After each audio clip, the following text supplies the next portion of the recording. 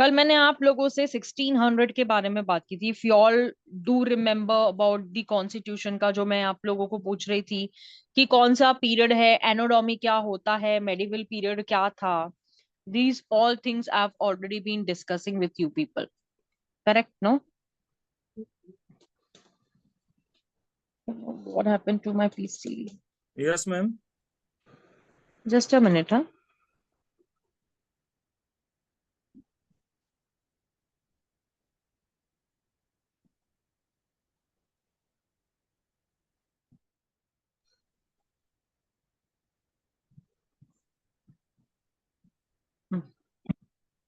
Introduction part I already discuss. Constitution क्या होता है, कॉन्स्टिट्यूशन लॉ, मैंने कहा था कि ये सारे जो पार्ट्स हैं इसको हम लोग जब स्टार्ट करेंगे बेरिक लैंग्वेज पढ़ने के लिए, तो that time I will make sure कि आप लोगों को सब पता है।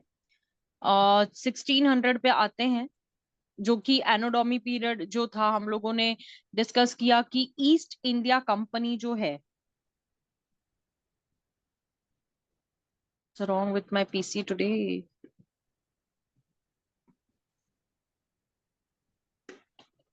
Just a minute. हाँ,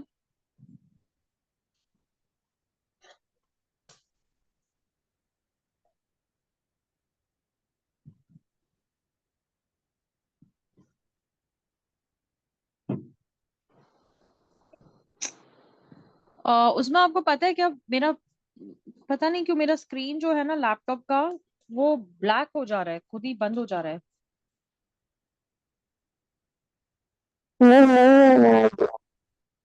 हम्म, क्यों होता है ये पता है क्या?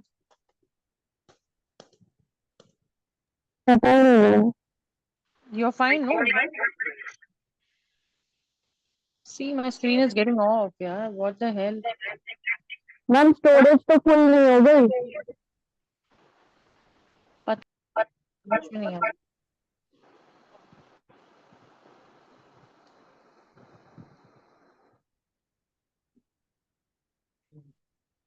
चलो, स्क्रीन तो विजिबल है ना आप लोगों को, मुझे नहीं है, चलो जाने दो।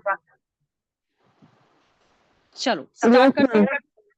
हिस्टोरिकल बैकग्राउंड, प्लीज आप सब अपने माइक्स ऑफ कर लीजिए।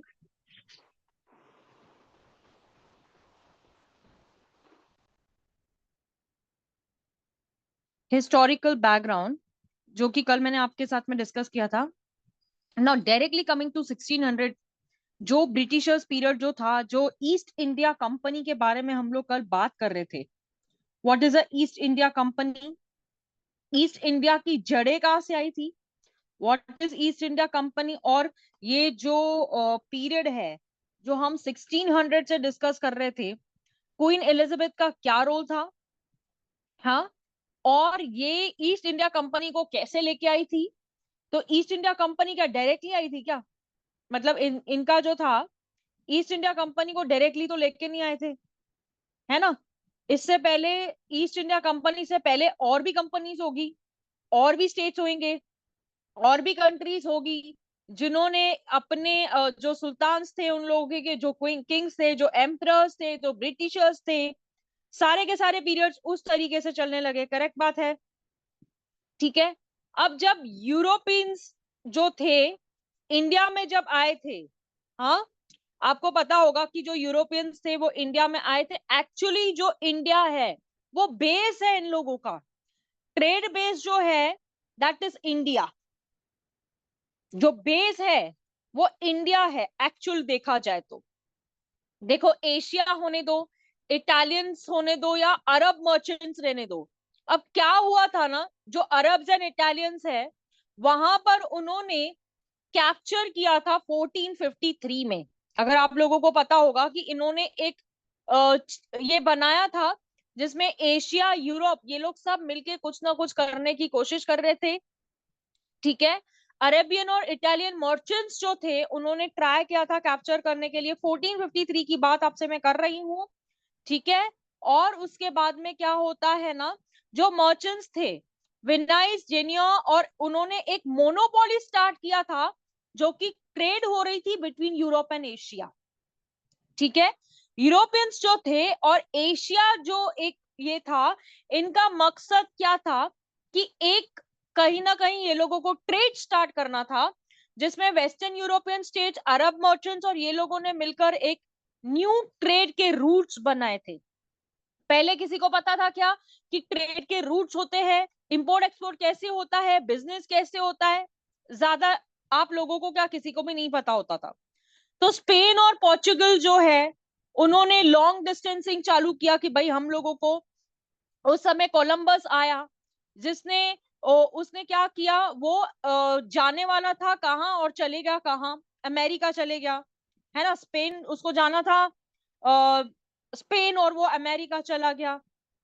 तो उसके बाद वास्को डगामा के बारे में भी आपने सुना होगा कि वास्को डगामा जो थे, उन्होंने सी रूट्स को नया लॉन्च किया कि भाई सी रूट्स भी होते हैं जहां से ट्रेडिंग हो सकती है, और वो 1498 की बात मैं आप लोगों से कर रही हूँ। तो वास्को डगामा जो है, that is not come after 1600।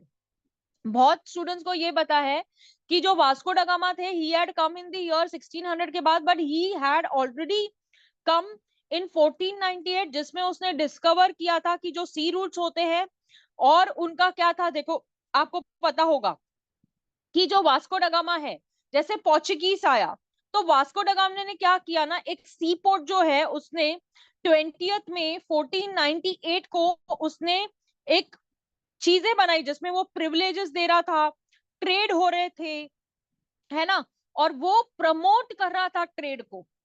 ठीक है, क्या कर रहा था, ट्रेड को वो प्रमोट कर रहा था। तो हमारे जो इंडियंस है, जो गरीब लोग थे, उस समय तो उनको पता ही नहीं होता था ना कि क्या है ट्रेड, क्या होता है। उनका तो वैसे भी क्या किया जाता था, उनसे सब चीजें लेके चीपेस्ट रेट पे और हाईएस्ट रेंज में भेजा जाता था। करेक्ट है ना? See, somebody is using my PC. That is the reason it is giving me a problem.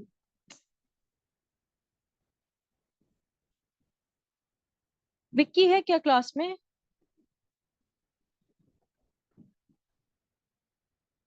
चलो आगे बढ़ते हैं। तो ये जो रिफॉर्मेशन आया यूरोप और इंडिया के बीच में, जैसे वास्को डगामा आया, तो वास्को डगामा ने क्या किया ना, उसने रीविजिट किया 1501, जो कि एनो डोमिनी पीरियड कहा जाता था, जिसमें उन्होंने फैक्ट्रीज का ये लाया और ट्रेड लिंक्स बनाए बिटवीन इंडिया एंड पोर्चुगल। ठीक है, 1501 की बात मैं बता रही हूँ आप लोगों को। जो 1600 से हमने स्टार्ट किया था, तो मैं उससे पहले की भी आप लोग जैसे कल डिस्कस कर रहे थे, मेरे ख्याल से इसने डिस्कस किया था मेरे साथ, आदित्य ने, कि मैम इस समय ये हुआ था। तो मैंने कहा कि चलो थोड़ा बहुत हमको भी पता होना चाहिए कि इससे पहले क्या हुआ था। तो कोचीन, कैलकेट और कैनानोर, यहाँ पर पोर्चुगीज ने क्या किया, मुस्लिम ट्रेडर्स बने वहां पे। क्या हुए, मुस्लिम ट्रेडर्स। तो पोर्चुगीज ने डिमांड किया कि जो मुस्लिम ट्रेडर्स है ना, वो मिलिट्री में नहीं आएंगे, उनको ये सारी चीजों में नहीं लाया जाएगा, उनको कहीं ना कहीं ये कर दिया जाता था। तो पोर्चुगीज है ना, वो डिमांड करते थे कि जो मुस्लिम्स है उनको मिलिट्री को, उनके मिलिट्री के बीच में नहीं आने चाहिए, उन लोगों को बीच में लेना नहीं है। ठीक है, तो यहां से क्या हुआ ना, पोर्चुगीज का पावर बढ़ गया इंडिया के अंदर, क्योंकि उसने क्या किया, मुस्लिम्स को वहीं पे स्टॉप कर दिया, उनको ट्रेड नहीं करने दिया, उनको उनकी लड़ाइयां लग गई और उनके झगड़े हो गए, जिसके वजह से क्या हुआ, पोर्चुगीज का पावर जो है वो इंडिया में बढ़ गया। फिर पोर्चुगीज जो है, जो गवर्नर है वहां पर, उसने फ्रांसिको करके एक गवर्नर था, जो एक पॉलिसी लेके आया जो कि इंडियन ओशन, और उसे ब्लू वाटर पॉलिसी के नाम से बताया गया कि it's a blue water policy. ठीक है, उसने वो लॉन्च किया। तो देखो, मैं ये सब इसलिए कह रही हूँ कि देखो कैसे ट्रेड को इन्होंने, ईस्ट इंडिया कंपनी कैसे आई और इससे पहले क्या था। ठीक है, तो आप ये देख सकते हो कि सारी चीजें जो है ना, वो इंडिया से ही है। Every country comes to India for its own purpose. ठीक है, तो जो ट्रेड हुआ था, उनका क्या हुआ था, जो इंडियन ओशन के ऊपर इन लोगों ने ये किया। फिर बहुत सारी चीजें ऐसे हुई कि जहां पर भी उनको लाइसेंस चाहिए था, तो वो इस तरीके से लाइसेंस ले रहे थे। और ट्रेड लाइसेंस तो चाहिए ही चाहिए, नहीं तो कंपनी कैसे एग्जिस्ट करेगी। अभी उन्होंने तभी ये दिमाग लगा लिया था कि अगर हमको ट्रेड करना है तो उसके लिए हमको लाइसेंस की जरूरत पड़ेगी, जो कि उन्होंने इंडियन ओशन पे, उन्होंने सारी चीजों की जो लड़ाइयां लड़ी, जो भी किया उन्होंने XYZ। तो जो गवर्नर आया, अल्फांसो करके जो गवर्नर था, जो पोर्चुगीज के पावर में आया, उसने क्या किया 1509 में, जो कि एनाटॉमी पीरियड था, तब भी उसने ये फाइंड आउट किया, he was the real founder sorry, he was a real founder, कि भाई जो पोर्चुगीज का जो इंडिया में पावर चल रहा था, इसने जो अलग अलग कंट्रीज के ऊपर अपना जमाना स्टार्ट किया, तो इसका जब राज खत्म हुआ तो कौन आया? फिर गोवा और कोचिन के बारे में डिस्कस किया गया था कि जब नियोदू आया था, तब उसने गोवा और कोचिन के ऊपर कैसे कॉन्कर किया। फिर बहादुर शाह का रोल क्या था, किंग बहादुर शाह जो आया, उसने दमन और दीव को कैसे ये किया, दीव दमन और गोवा को लेकर उसने काफी सारी लड़ाइयां लड़ी, उसमें क्या था, उसका टाइम खत्म हो गया। तो मुगल एम्परर शाहजहां आ गया 1961 में, जो कि 16 सेंचुरी की बात है। तो ये एक बेस है जो आप लोगों को पता होना चाहिए कि ईस्ट इंडिया कंपनी जो 1600 पीरियड से हम लोग सुन रहे हैं, कि भाई जो ईस्ट इंडिया कंपनी आई थी उसका क्या रोल है, ईस्ट इंडिया कंपनी ने क्या किया। अगर आपको बैटल ऑफ प्लाजी पता होगा, जो कि बैटल ऑफ प्लाजी के बारे में आपने सुना ही होगा कि भाई क्या है ना, सुना होगा कि बैटल ऑफ प्लाजी क्या है। सुना है आप लोगों ने बैटल ऑफ प्लाजी के बारे में या नहीं? या चलो मैं ही बता देती हूँ, इफ यू डोंट नो। पता है बैटल ऑफ प्लाजी के बारे में किसी को? यस मैम, पता है। बताओ प्लासी का बैटल रेट ऑफ पता प्लाजी है। क्या था?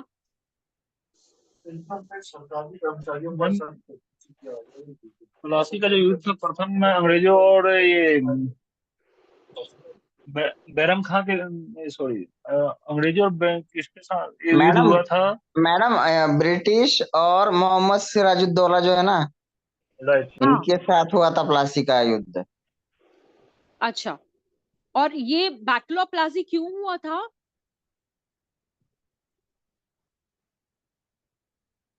क्यों हुआ था बैटल ऑफ प्लाजी, क्यों हुआ था?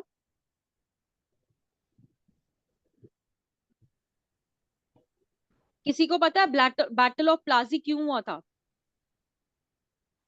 क्या रीजन था बैटल ऑफ प्लाजी होने के लिए? What was the reason behind, वो ब्लैक लड़ाई क्यों लगी थी बैटल ऑफ प्लाजी को लेकर? ब्लैक होल की एक घटना थी मैडम, उसके कारण होना था। Yes, yes correct, black hole की घटना थी जिसमें बैटल ऑफ प्लाजी हुआ था। ब्लैक होल और tragedy. Yes, black hole tragedy, जिसके अंदर ये हुआ था। ठीक है, चलो, आप लोगों को थोड़ा बहुत तो मालूम है। तो अब स्टार्ट करते हैं, जिसमें मैं आप लोगों को ईस्ट इंडिया कंपनी के बारे में थोड़ा बहुत एक नट शेल में बताती हूँ, not in detail I would say. आप में से कोई बताना चाहेगा या मैं बताना स्टार्ट करूं? If I start I will not stop. So if you have a chance, अगर आपको बताना है ईस्ट इंडिया कंपनी के बारे में, तो यू ऑल कैन।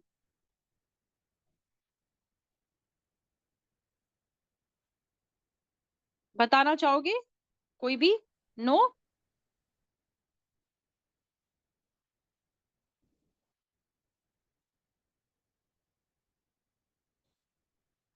चलो, अब देखो, जो ये बैटल के बारे में हम बात कर रहे हैं, ईस्ट इंडिया कंपनी जो थी, ये पॉलिटिकल पावर हो गई इन इंडिया।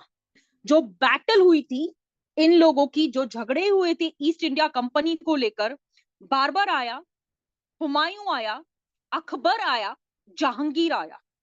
ठीक है, these were the people who entered into this.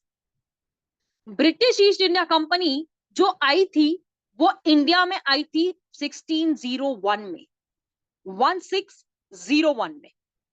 ठीक है, उसके बाद में जो सर थॉमस रो थे, जो जहांगीर के पीरियड में आए थे, तो ईस्ट इंडिया कंपनी को परमिशन मिल गई ट्रेड करने के लिए गुजरात में 1618 में।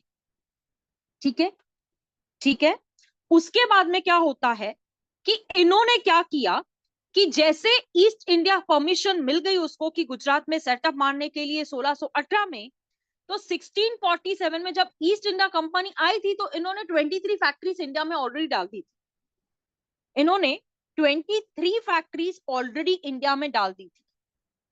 ठीक है, अब जब शाहजहां आया, जब 1628 और 1658 में शाहजहां आने के बाद में उसका जो पीरियड एंड हुआ, औरंगजेब आया, है ना, 1658 से 1707 में।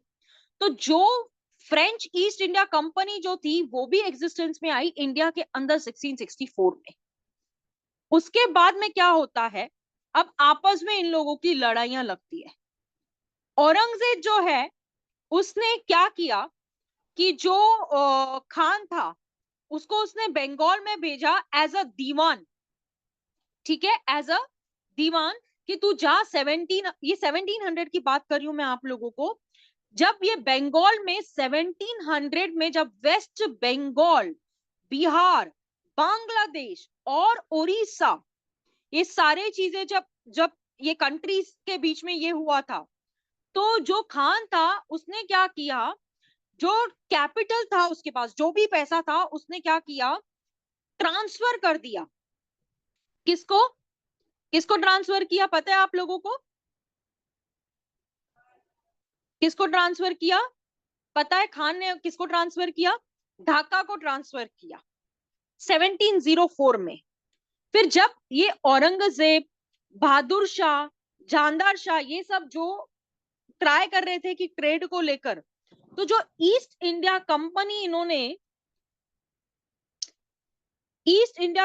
जो इन्होंने स्टार्ट करी ना, इनका ईस्ट इंडिया कंपनी से ये था कि इनको जितने हो सके पैसे मिल सके, ठीक है। 1717 में क्या हुआ, इन्होंने जो भी कस्टम एंड ड्यूटी थी ईस्ट इंडिया कंपनी को, उसने वेव ऑफ कर दिया। किसने? खान ने, क्योंकि उसने सारा का सारा कैपिटल दे दिया था, ठीक है। उसके बाद में क्या होता है कि जैसे चीजें आगे बढ़ने लगती है उस हिसाब से नेक्स्ट एक आता है, उसका नाम था Alwar Ali Khan, something like that उसका नाम था, जिसने जो एक राजा था 1727 में, सूजा करके उसका नाम था, उसको दिया भाई तू चला सब कुछ। और इसने क्या किया कि चलते चलते ना अलवारी खान ने उसको मार डाला, ठीक है, अलवारी खान ने उसको मार डाला। और सरफराज खान जो थे उसको मारने के बाद में वो जो बैटल है जीतने के बाद उसने सारा राजा अपने नाम कर लिया, ठीक है। ऐसे करते करते ईस्ट इंडिया कंपनी जो है उन्होंने क्या किया, फोर्ट्स बिल्ड करने स्टार्ट कर दिए, जैसे अपन फैक्ट्रीज कहेंगे, किले बोलेंगे, उन्होंने वो सारा काम स्टार्ट कर दिया। तो ईस्ट इंडिया कंपनी जब 7th ईयर का वॉर स्टार्ट हुआ था यूरोप के अंदर, तो ईस्ट इंडिया कंपनी ने उस समय क्या किया था, ब्रिटेन एंड फ्रांस के अगेंस्ट जो वॉर इन्होंने ये किया था, तो उसमें मराठास भी आए थे, उन्होंने भी अटैक करना चालू किया बंगाल के ऊपर, क्योंकि जो ईस्ट इंडिया कंपनी थी वो फियरफुल हो गई थी, उनको कोई डर नहीं था, उसको पता था कि मुझे करना क्या है। सब जो चल रहा था वो पैसों के लिए चल रहा था। ईस्ट इंडिया कंपनी बहुत सारा पैसा बना रही थी और कोई भी टैक्सेस पे नहीं कर रही थी, ठीक है, जितना चाहे वो पैसा कमा रही थी, लेकिन वो टैक्सेस जो है वो नहीं भर रही थी। तो ऐसे करके क्या हुआ, जो ब्रिटिशर्स आ रहे थे, अब जैसे दूसरे कंट्रीज के लोग आ रहे थे और उन लोगों को वो सारी चीजें नहीं मिल रही थी, तो सिराज उद दुल्ला जो है, यहाँ पर मैं उसका नाम यहाँ पे लिखा है, मैं आपको बताऊंगी कि फ्रेंच और ब्रिटिश इंडिया ने जो फोर्स किया था कि भाई हम लोग टैक्सेस पे नहीं करेंगे, उसने कहा ठीक है तुम टैक्सेस पे मत करो। फिर उसने क्या किया, जो ये दुल्ला है, इसने वो फोर्ट पे अटैक किया, जो जो फोर्ट बन रहे थे ना, उसने अटैक करना स्टार्ट किया।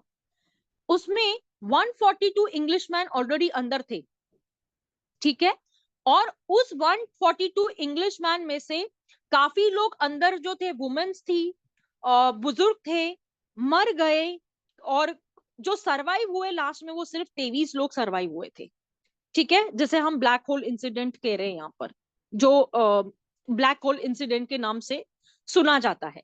तो ईस्ट इंडिया कंपनी जो है उसने जो एम्प्लॉयज रखे, उसने कहा कि भाई जितने एम्प्लॉयज वो रखते गया, उसमें उसने क्या किया, सोल्जर्स लेना स्टार्ट किया, 3000 सोल्जर्स लेके आया। तो उन्होंने एक चीज करी कि भाई ये लड़ाइयों को रोकना पड़ेगा, क्योंकि रॉबर्ट करके जो था वो आ गया था बंगाल में अपने 3000 सोल्जर्स को लेकर। तो उन्होंने कहा कि भाई अगर ऐसा करेंगे तो हमारी जो कंपनी है वो डूब जाएगी। इन्होंने आपस में एक पीस एग्रीमेंट साइन किया कि चलो एक पीस एग्रीमेंट करते हैं और जो ब्रिटिश प्रॉपर्टीज है उसके अगेन अपन कुछ नहीं करेंगे। तो ये सब चीजें चलती गई, क्योंकि जो ब्रिटिशर्स है वो टैक्स पे करते ही नहीं थे। ब्रिटिशर्स को ये भी अलाउ कर दिया गया, क्योंकि ये पीस एग्रीमेंट साइन हुआ था कि चलो ठीक है, अभी अब जो भी कॉइन्स वगैरह बनाने हैं उन्होंने कॉइन्स बनाने स्टार्ट कर दिए। अब जो रॉबर्ट आया था उसने क्या किया कि उसके साथ में एक जफर करके था जिसको उसने राजा बना दिया। तो ब्रिटिशर्स ने इन्होंने अटैक किया बंगाल के ऊपर, काफी कुछ करते गए। तो ईस्ट इंडिया कंपनी, फिर प्लाजी आया। तो ईस्ट इंडिया कंपनी का मेजर एजेंडा क्या था, मैं आपको बता दूं कि इन्होंने जो 15th सेंचुरी के अंदर जो इन्होंने फ्लरिशिंग ट्रेड किया, जिसमें सिल्क आया, स्पीशीज आए, जो कि इंडिया से ये लोग सारी चीजें ट्रेड करने लगे। ठीक है, इतना समझा? Am I clear to this? Yes am I ma'am. Clear? Yes, ma'am. I think it's not going bouncer. हाँ हाँ, उसमें इज इट गोइंग बाउंसर बेटा? नहीं मैम, कंटिन्यू No, कीजिए, बहुत ma'am. अच्छा No, है। ma'am. समझ तो आ रहा है ना? मुझे सिर्फ इतना हिंट दे दो कि हाँ भाई मुझे समझ आ रहा है। क्लियर Yes, है ना? ma'am. आ रहा है. क्लियर है ना? चलो, thank you very much. So that अब क्या होता है ना, जैसे 15th सेंचुरी आती है तो जो अरब ट्रेडर्स है वो फ्लरिश हो गए। उन्होंने टेक्सटाइल, सिल्क और मेनली जो स्पीशीज इंडिया में होते थे उन लोगों को कैप्चर करना, क्योंकि यूरोपियंस चाहते थे कि वहां से सब, जैसे आपने सुना कि वास्को ड गामा जो है वो फर्स्ट यूरोपियन था जिसने इंडिया के सी को रीच किया था। आपने सुना होगा, हिस्ट्री में थोड़ा थोड़ा पता भी होगा। तो ये ही रीच्ड कहाँ पर? आई थिंक कैलकेट में रीच हुआ था ना 1498 में। और उसने क्या किया था, अफ्रीका के अंदर सारी चीजें करने स्टार्ट। तो पोर्चुगीज ने क्या किया ना, वहां पर ये देखते हुए गोवा को कैप्चर कर लिया 1510 में। तो ये सारी चीजें चलती गई। और पोर्चुगीज ने क्या किया, जो ट्रेड चल रहा था इंडिया के साथ में, डच, ब्रिटिश और जो फ्रेंच मर्चेंट्स थे वो काफी सारे फ्लरिश हो गए, आने लगे भाई, अरे वाह ईस्ट इंडिया कंपनी तो देखो कितना पैसा कमा रही है।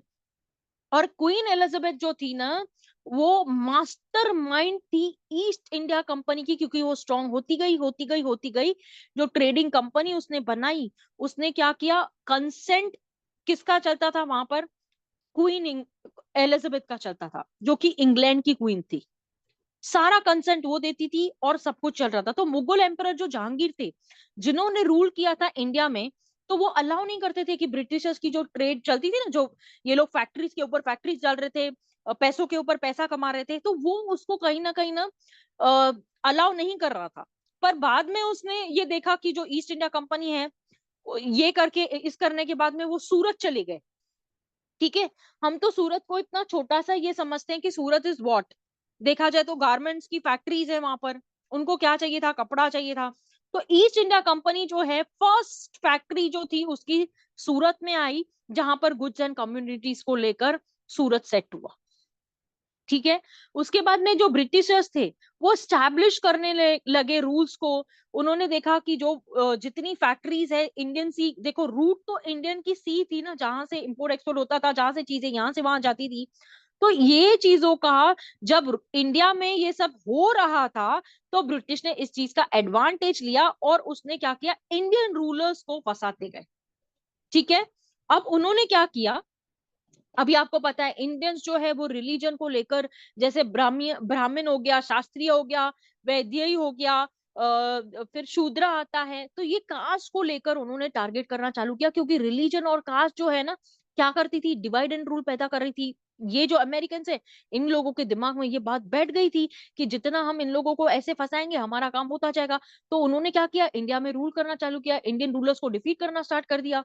तो यहाँ पर जो ट्रेड के कंसेशन हो रहे थे, ब्रिटिश और फ्रेंच मिलके ना खाती जा रही थी।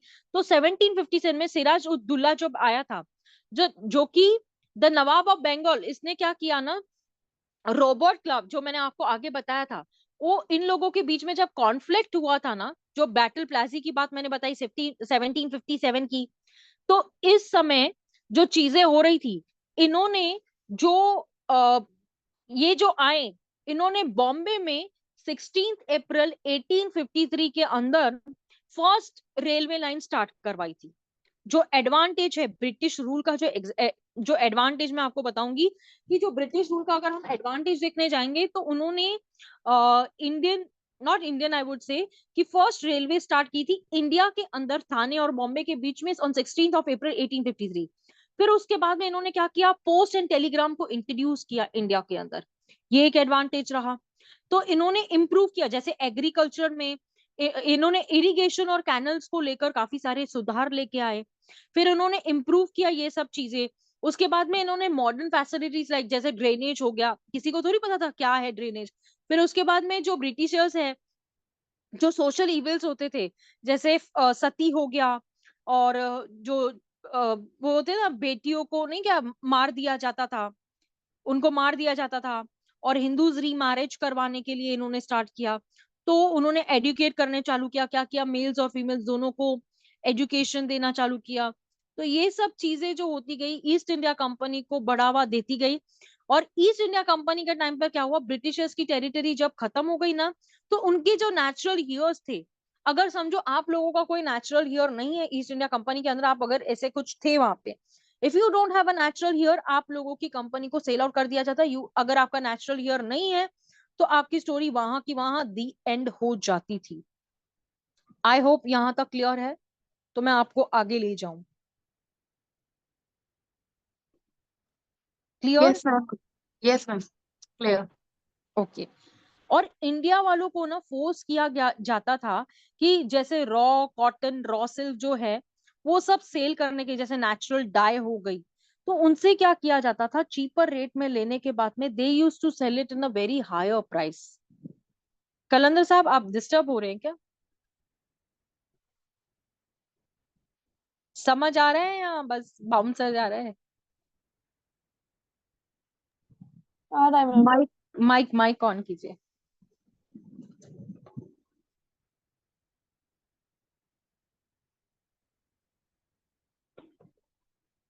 चलो, यहां तक मैं आप लोगों को थोड़ा सा जो प्रीकैप है वो हिस्ट्री पर्पस से क्लियर कर चुकी हूँ।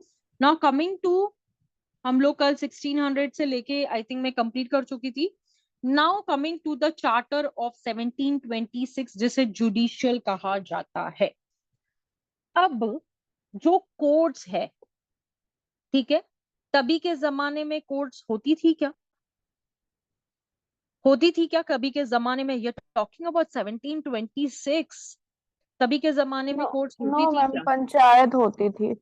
किसने कहा बेटा कि पंचायत होती थी? पंचायत तो 1726 में सुना ही नहीं है हमने। आई हैव तो नॉट हर्ड मैम वो तो पर्सनली। ऋग्वेदिक पीरियड से चलता हुआ आ रहा है ना पंचायत तो। हाँ, but we are talking about the 1726 charter period. So that time panchayat was there, what? Ma'am उस टाइम पे एग्जीक्यूटिव था, पुलिस ऑफिसर्स वगैरह थे, वो ही जजमेंट दे देते थे। पुलिस ऑफिसर्स जो होते थे वो जजमेंट देते थे, करेक्ट है। तो किंग और काउंसलर्स क्या करते थे? What they used to do then? वो किंग और अपॉइंट करते थे पुलिस ऑफिसर्स को। पुलिस ऑफिसर्स को अपॉइंट करते थे for what purpose? To solve disputes. Whatever the disputes used to arose between them, so the police officer used to take care of it, ऐसे? Yes ma'am. चलो fine, अब चलते हैं। The Charter of 1726 had a great legislative significance. अब जब देखो इन्होंने क्या किया ना, कोर्ट, और जो इंग्लैंड के अंदर जब कोर्ट बैठने लगी, ठीक है, मैं आपको बता दूं कि ये जो कोर्ट होती थी ना, ये 3 दिन के लिए बैठी थी। आई थिंक 3 डेज ऐसे होता था ना कि 3 डेज के लिए ये कोर्ट को बिठाया जाता था। और रेस्ट ऑल अगर कुछ बड़ा अमाउंट होता था तो जो किंग होता था वो देखता था। मतलब इन लोगों को उतना ये नहीं रहता था, मतलब you can call it as a jurisdiction point, if I'm not wrong, it's called as jurisdiction point, correct no? हाँ यस मैम, यस मैम। हाँ। तो यहाँ पर क्या होता था, कोर्ट ऑफ डायरेक्टर्स बैठते थे। तो जो भी कंडीशंस होती थी वो इंडिया में प्रिवेल की जाती थी। जैसे अगर हम लॉ मेकिंग पावर्स वर एक्वायर्ड, यानी कॉन्स्टिट्यूशन देखो कब से चल रही है, लॉ मेकिंग पावर्स कब से आ रहे हैं, तो यहाँ पर 3 प्रेसिडेंसीज होती थी। जैसे अगर आपने सुना है Bombay, Calcutta and Madras, are these the 3 presidencies of India? Are these the three presidencies of India? हाँ, हाँ मैम। Bombay, Yes, ma'am. Calcutta, Madras. Are Yes, these the ma'am. three presidencies of India? तो क्यों इतना घबरा क्यों रहे हो भाई? मैंने कुछ आउटस्कर्ट्स में से कुछ थोड़ी पूछ लिया है कि इतना डरने की क्या बात है? हाँ भाई बताओ। चलो मैं ही बताती हूँ। आई थिंक 1726 को मुझे ही बताना पड़ेगा। अब जो जस्टिस जुडिशियल एडमिनिस्ट्रेशन थे, ये लोगों ने कोर्ट की वर्किंग स्टार्ट की, क्योंकि जो ये थ्री प्रेसिडेंसी टाउन्स है इंडिया में, कलकत्ता, बॉम्बे एंड मद्रास, ये लोग टोटली अनसेटिस्फैक्टरी थे। ये लोग वो चीजों को कर ही नहीं पाते थे। ठीक है, जो कंपनी की ग्रोथ हो रही थी, जो ट्रेड एक्टिविटीज को इंडिया में कैरी किया जा रहा था, जो पॉपुलेशन थी ब्रिटिशर्स की, वो इंक्रीज होती जा रही थी, क्योंकि उनके पास जो भी केसेस आते थे वो कोर्ट, सी यू नो ना, court has to adjudicate the matters. Court के सामने जो मैटर्स होते थे उनको अजॉडिकेट करना पड़ता है, उनको चला के लेना पड़ता था। तो कंपनी ने डिजायर किया कि जो भी पावर्स होते हैं कोर्ट के, जो कॉम्पिटेंट अथॉरिटी होगी वो इन चीजों को जुडिशियली डिसाइड करेगी। और उससे इन्होंने क्या किया, एक सक्सेसफुल वर्किंग जो है इन लोगों के में बैठ गई। ठीक है, तो बॉम्बे, कलकत्ता एंड मद्रास जो है, यहाँ पर वहां पर तो आपको पता है कि इंग्लिश मैन जो होते थे वो रहते थे, वो इंडिया में सेटल हो चुके थे। तो जो भी प्रॉपर्टीज होती थी, जैसे मूवेबल प्रॉपर्टी का प्रॉब्लम है, इमूवेबल प्रॉपर्टी का कुछ प्रॉब्लम्स आते थे, तो कंपनी क्या करती थी ना, इन चीजों को लेकर डिस्पोज ऑफ करती थी जो एसेट्स रहते थे। मैंने आपसे क्या कहा पता है, कि अगर समझो ईस्ट इंडिया कंपनी में अगर आपका कोई भी हेयर नहीं है, तो आप लोगों को कुछ भी नहीं मिलेगा उससे। आपकी कंपनी को बेचा जाएगा और आपके हाथ में कुछ नहीं, if you don't have a year. क्योंकि उस समय जो था ना, कभी आपने देखा होगा कि जो विल होती थी, टेस्टामेंट्री डॉक्यूमेंट्स जो होते थे, तब थोड़ी बनते थे, वो भी मुंह जबानी चलता था। आज भी है, आज भी अगर आप देखने जाओगे, कि अगर आप कुछ भी लिख के जाते हो, even you inscript on a piece of a paper in the form of a will, वो विल के जैसे ही ट्रीट की जाएगी। तो जो कंपनीज थी, उन्होंने देखा कि भाई अब ये सब चीजें जो है वो चल रही है, कि बहुत सारे प्रॉब्लम्स आ रहे हैं, हम लोग कैसे डिस्ट्रीब्यूट करेंगे, जो प्रॉपर्टीज होगी, मूवेबल होगी, इमूवेबल होगी। तो वहां पर है ना, मेयर्स कोर्ट बैठी ये सब चीजों के लिए। मेयर्स कोर्ट ने क्या किया, उन्होंने एक डिसीजन लेना स्टार्ट किया, कि उन्होंने एक कंपनी कोर्ट बनाया, और उन्होंने इन्वॉल्व किया जो भी लिटिगेशंस होते थे रिलेटिंग टू द, समझो कोई मर जाता है, ठीक है, the person died in tested without writing a will, without executing any document. तो इन्होंने क्या किया ना, कि ये चीजों को सॉल्व करने के लिए इन्होंने एक डिसीजन लिया। ठीक है, जिसे हम जुडिशियल चार्टर के नाम से जानते हैं। और ये ग्रांट किया था किंग जॉर्ज ने ऑन 1st ऑफ सितंबर 24, सॉरी, ऑन 24th ऑफ सितंबर 1726, जब हमारी ईस्ट इंडिया कंपनी इंस्टेंस में थी। ठीक है, उसके बाद में आप देखोगे कि जो चार्टर कंपनी 1726 में एस्टैब्लिश हुई थी, जिसे मैं बॉम्बे, कलकत्ता यहाँ पे नाम दे रही हूँ, तो वो ऑलरेडी एग्जिस्ट करती थी मद्रास में। मद्रास में ये लोग पहले से ही थे। ठीक है, तो जो प्रेसिडेंसी टाउन्स थे, इन्होंने क्या किया, कि एक मेयर को लिया। ठीक है, एक मेयर लिया और 9 लोग लिए, कि जो भी डिसीजन होगी ना, वो मेयर लेगा, या फिर दो दो लोग ऐसे ले लिए कि जो डिसीजन लेंगे। ठीक है, तो फर्स्ट जो मेयर है, और जो लोग हैं जिनको अपॉइंट किया गया था चार्टर ने, उन्होंने क्या किया, एक जो लोग अपॉइंट किए, उन्होंने उनको ऑफिस दे दी, और एक ये दे दिया कि भाई तुम ये प्रेसिडेंसी टाउन्स को संभालना स्टार्ट करो। ठीक है, जो गवर्नर काउंसिल था, उन्होंने कहीं ना कहीं देखो अपील्स हुए, काफी कुछ हुआ वहां पर, तो जैसे जुडिशरी लाइन ओपन हो गई तो इन्होंने क्या सोचा कि अभी देखो, अगर समझो एक ही मेयर जो है वो सारा डिसीजन ले सकता है, ये तो मतलब पार्ट ऑफ जज हो गया। तो वहां पर ऐसे डिसीजंस होते थे जब लेने के टाइम पर मेयर और 2 लोग मिलके जो भी कोरम पास करते थे वही डिसीजन होता था। ठीक है, एल्डरमैन। हाँ। उसके बाद में कि जो जुरिस्डिक्शन की बात होती थी तो ये लोग 3 टाइम्स इन अ वीक बैठते थे। ये मेयर कोर्ट जो था ये 3 टाइम्स इन अ वीक बैठता था। उसके बाद क्या हुआ ना कि हम जुरिस्डिक्शन, जैसे आज भी हम लोग स्टडी करते हैं तो जुरिस्डिक्शन पॉइंट पे पेक्यूनरी जुरिस्डिक्शन जब आती है तो हम ये देखते हैं ना कि कौन सा मैटर जो है कौन से जज के पास चलेगा।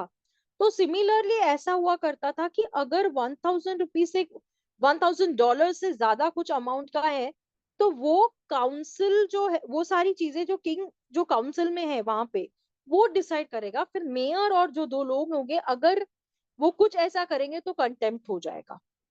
आ रही है बात ध्यान पे? तो वो चाहते थे कि ये सारी चीजों को जस्टिस होए और इन्होंने क्या किया, 5 सीनियर मेंबर्स अपॉइंट किए उसमें, और क्रिमिनल जस्टिस को इन्होंने राइज आउट किया। जो पीपल अरेस्ट किए जाते थे जैसे कि पेटी ऑफेंसेस को लेकर जो भी क्राइम होते थे तो उन्होंने कहा कि भाई ये सब चीजें ये कोर्ट जो है वो डिसाइड करे। ठीक है, वो कोर्ट 3 टाइम्स बैठती थी। अगर जो अमाउंट पेक्यूनरी होता था उसके इस पे डिसाइड करना होता था तो that time they used to send the matter to the, किसको भेजते थे, मैंने बताया किसको भेजते थे, किंग इन काउंसिल। आया बात ध्यान पे? ठीक है, अब यहाँ पे मैंने देखो ये बताया कि जो ब्रिटिशर्स है वो रूलिंग पावर इंडिया में बन चुके थे 18th सेंचुरी में, क्योंकि सारा का सारा मामला जो है वो ट्रेडिंग कंसर्न को लिखता था। तो ये सब जो चीजें हैं ये ग्रेजुअली इन्होंने क्या किया, मुगल एम्पायर आया वो बहुत स्ट्रांग हो गए, औरंगजेब मर गया। मैंने आप लोगों को ये सारी स्टोरी बता दी कि औरंगजेब मर गया, उसके बाद क्या हुआ, ईस्ट इंडिया कंपनी ने पूरा एडवांटेज लिया इस सब चीजों का। और सर उद्दौला नवाब के बारे में भी मैंने आपके साथ में, दीवान जो था उसने उसके साथ कैसा फायदा उठाया 1765 का भी ऑलरेडी मैंने आपके साथ डिस्कस कर लिया। यहां तक क्लियर है? Clear yes ma'am? Ma'am. History is clear? Yes ma'am. चलो now beginning of British rule. अब ब्रिटिश रूल में जब diwani made a East India company real masters of Bengal, Bihar and Orissa, मैंने आपको उधर भी बताया कि जब बंगाल, बिहार और उड़ीसा इन्होंने जो रिस्पॉन्सिबिलिटी ली थी सिविल जस्टिस को लेकर, इन लोगों का मेन मकसद था कि भाई लैंड रेवेन्यू कलेक्ट कौन करेगा। क्योंकि कंपनी जो है जो भी रेवेन्यू आती थी, मैंने आपको क्या बोला कि ईस्ट इंडिया कंपनी जो थी वो टैक्सेस भरती ही नहीं थी, वो इंडियन को स्लेव्स के जैसे यूज करती थी। इंडिया से सारा जो चीजें हैं वो मटीरियलिस्टिक चीजें लेके और खुद कहीं पर क्या करती थी, बहुत एक्सपेंसिव में उन चीजों को बेचकर, और उसके बाद वो टैक्सेस भी नहीं भरती थी। ठीक है, देयरफॉर जो भी फंक्शंस ये सारी चीजें होते थे तो सिविल जस्टिस के अंदर जो भी रेवेन्यू आता था जो इंडियंस के पास नहीं होता था, उन्होंने इंग्लिश ऑफिसर्स अपॉइंट किए थे जो वर्किंग सिस्टम पे पूरा का पूरा ध्यान देते थे। और सिस्टम जो ये बना था वो हमारी कंट्री को पूरा हार्म करते गया, क्योंकि जो है ये लोग तो वहां से आके सारा काम करके जाते थे, लेकिन हम जो रियल ओनर्स थे वही सर्वेंट्स होके हमारा एक्सप्लॉयटेशन होता था वहां पे। ठीक है, the court of directors in England, the governors and the counselors were appointed among the senior servants of the company। ठीक है, यहां पर गवर्नर्स और काउंसलर्स को अपॉइंट किया था from among the senior servants, जो भी सीनियर्स थे उसमें से इनको अपॉइंट किया जाता था क्योंकि इन्हें बिजनेस परफॉर्म करना था। तो there was a body of civil and military servants. The servants were classified as writers, factors, junior and senior merchants, और जो सैलरी होती थी इन सर्वेंट्स को, these companies were ridiculously small in the circumstances. Those low pay to the servants of the company. ये लोग क्या करते थे, नाजायज फायदा उठाते थे, ये लोग उठाते थे, और इन लोगों को बहुत छोटी छोटी, आपको पता है, ये लोग लेके जाते थे। इफ यू नो दैट, कि ये लोग पर्सन्स को अपने पास, ईस्ट इंडिया कंपनी क्या करने लगी, लोगों को अपने पास रखती गई रखती गई रखती गई पैसा कमाने के लिए।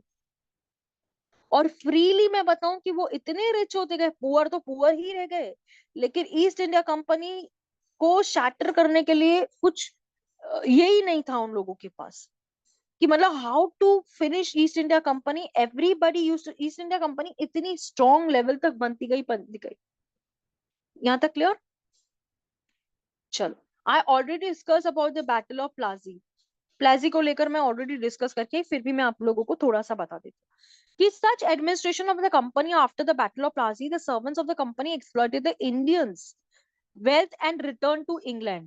The suffering of the people reached to maximum when there were a great famine in Bengal. The climax was reached when the company opposed the British government for a huge loan. This is a main climax. तो strangely अगर मैं कहूं कि जो the servants were getting richer और company was heading towards a bankruptcy, यानी कि सारा जोल झपाटा जो हो रहा था कंपनी के अंदर, जो सर्वेंट्स थे वो पैसे वाले होते जा रहे थे और कंपनी बैंकरप्ट होती जा रही थी। तो ये ब्रिटिशर्स को इतना अचंभे में डाल रही थी कि ये चल क्या रहा है। तो all these led to British public to suspect that, कि भाई क्या हो रहा है, क्या चल रहा है एडमिनिस्ट्रेशन ऑफ कंपनी, ऐसा क्या चल रहा है। तो members of the British Parliament, now see this parliament word is coming when this parliament word in India, and the parliament word, the British Parliament, attracted the attention of the British government towards the sorry state of the company's administration. यहाँ पर एक secret committee बनाई गई, house of common affairs जो भी थे ये लोग कंपनी के डिस्कस करते थे। On 13th April 1772, the committee, its inquiry report exposes several defects and deficiencies in the administration of East India Company and suggested that affairs of the company must be regulated by the parliament. Consequently, parliament passed a regulating act in 1773. अब जो भी जोर जपाटे सारी चीजें हो रही थी, British company जो है, ब्रिटिश गवर्नमेंट अपना सर खुजा रही थी कि ये हो क्या गया है, कि कंपनी इतनी लॉस में कैसे जा रही है। उन्होंने एक डिसीजन लिया कि अब सारा का सारा जो डिसीजन लेंगी वो कौन सी कंपनी लेंगी। इन्होंने पार्लियामेंट बनाया और एक एक्ट पास किया उस टाइम पे, जिसे कहते हैं द पार्लियामेंट रेगुलेटिंग एक्ट 1773। ठीक है, great importance were given to the constitutional at that time. क्यों? क्योंकि first time the right of parliament को रेगुलेट किया जा रहा था in the affairs of East India Company. ठीक है, द एक्ट, फर्स्ट एक्ट जो थे, British parliament a definite system of government of India, it followed things, जैसे देखो change in the constitution of the company in England, इन्होंने change लाया, recognise किया कि जो गवर्नमेंट कलकत्ता में क्या कर रही थी, जो प्रेसिडेंसी थी बॉम्बे मद्रास, ये कौन से एक्सटेंट पे क्या काम कर रही थी, इन्होंने गवर्नर जनरल को लाया। सुप्रीम कोर्ट आया कलकत्ता के अंदर, एस्टैब्लिश हो गया। हमने कॉन्स्टिट्यूशन के अंदर पढ़ा है कि सुप्रीम कोर्ट कलकत्ता में कब स्टैब्लिश हुआ। ठीक है, 1774। हाँ, इतना मैम समझा, उसमें क्लियर एक है? चीफ जस्टिस भी थे जिनका नाम था सर एलिजा एमपी, और 3 अदर जजेस थे। हाँ, उन 3 अदर जजेस के क्या नाम थे बेटा? मैम वो तो नाम याद नहीं है, पर चीफ जस्टिस के बारे में पता है, सर एलिजा एमपी थी। और इसमें ड्वेल सिस्टम भी लाया गया था, दोहरी शासन। Yes, correct. लेकिन 3 जजेस कौन थे? सॉरी मैम, मुझे याद नहीं है। कोई बता सकेगा कि हु वर द 3 जजेस? उस्मा बताएगी, चलो फटाफट उस्मा। मैम नहीं याद हमें। उस्मा, आपकी तबीयत ठीक नहीं है? यस मैम, थोड़ी सी खराब है तबीयत। लग रही है मुझे। Sonia ma'am?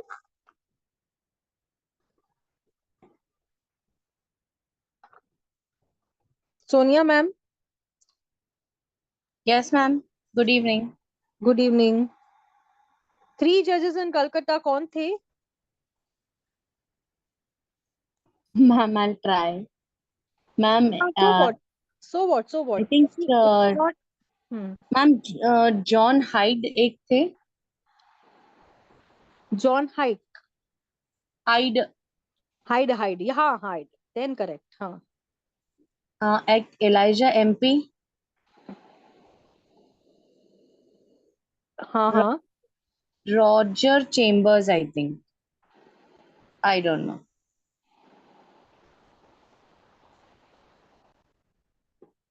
Sir Elijah MP was there. Stephenson was there.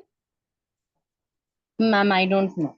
Sir Stephenson, William I don't. Jones and Sir That William Duncan, something it was his name like that. ऐसे कुछ तो उनका नाम था. बराबर क्या? Ma'am, Duncan's. Duncan's was not in this, no? Ma'am, 17 Duncan's. 1791 में वो आया था. Ma'am, क्या नाम Benting था and उसका? Duncan's were for Sati, Raja Ram Mohan Roy's Raja time. Ram, हाँ, yes yes, सती के टाइम पे, करेक्ट. है ना मैम? उनका Yes yes, recorded, हाँ, I remember. हाँ हाँ, yes yes, true, correct है. But ये दो मतलब MP था, that was right, I think, हाँ. Yes yes, MP का बराबर है एकदम.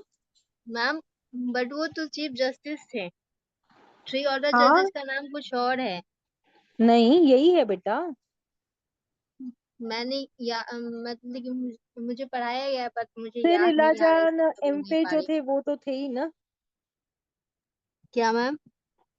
सर इलाजा एमपे करके था जो फर्स्ट जज था. हाँ मैम, वो तो चीफ जस्टिस थे, मतलब कि जजेस 3 जजेस कोई और थे जिनका नाम मुझे याद नहीं आ रहा. नहीं यही थे. ठीक है, तुम कल हमको बताना. हमको तो जो बताया हमने बताया आपको. मैम मैं अभी बताती हूँ ma'am. Elijah MP was the CJI. Lamister Hughes and ma'am, no ma'am, नहीं CJI ही नहीं, थे वो. लैमिस्टर फ्यूज कैसे आएगा? नहीं. नहीं, नहीं इम्पॉसिबल है. नहीं, but then I know only one. मेरे को भी याद तो यही आ रहे हैं. मैम मैं कल बताती हूँ ढूंढ के. नहीं, वो तो हम सब ढूंढेंगे, लेकिन आप में से किसी को पता है 3 जजेस of the supreme court of Calcutta कौन थे?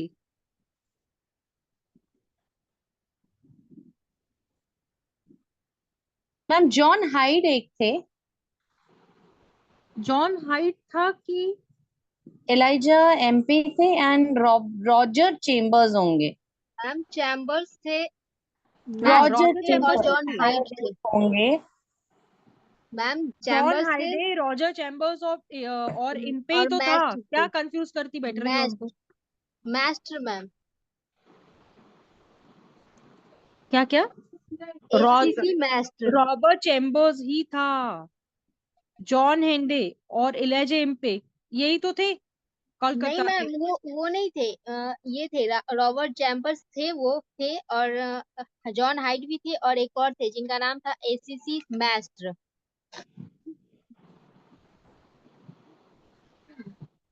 क्या, कहाँ से पढ़ के आई हो?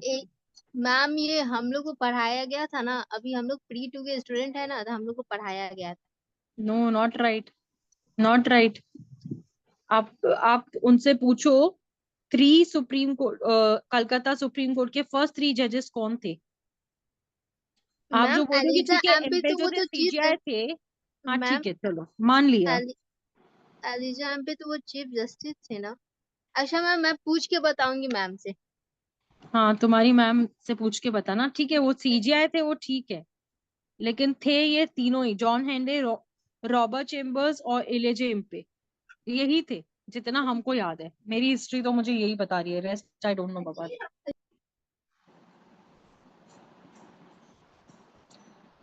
चलो, यहाँ तक क्लियर? Okay ma'am. क्लियर हुआ यहाँ तक?